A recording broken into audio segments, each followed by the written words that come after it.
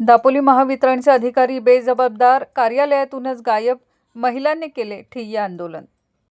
दापोली तालुक्यातील मौजे दापोली गावात मागील 7 महिन्यांपासून विजेचा खेळखंडोबा सुरू आहे।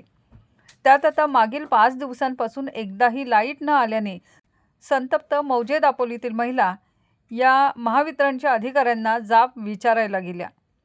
कर्मचाऱ्यांनी साहेब 5 मिनिटात येतील असे सांगितले, पण बराच वेळ होऊनही अधिकारी न आल्याने महिला मंडळ अध्यक्षा संजना संतोष भुवड यांच्या नेतृत्वाखाली MSEB कार्यालयासमोर ठिय्या आंदोलनाला या महिला बसल्या।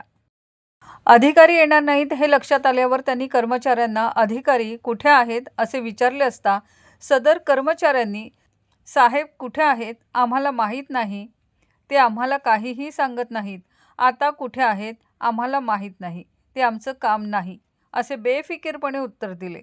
यातून महावितरणच्या अधिकाऱ्यांना आणि कर्मचाऱ्यांना सामान्य नागरिकांशी काही घेणं देणं नाही असं लक्षात येतं। दरवर्षी पावसात हाच प्रॉब्लेम येत असल्याने उर्वरित 8 महिने अधिकारी काय काम करीत असतात असा संतप्त सवाल उपस्थित महिलांनी केला आहे।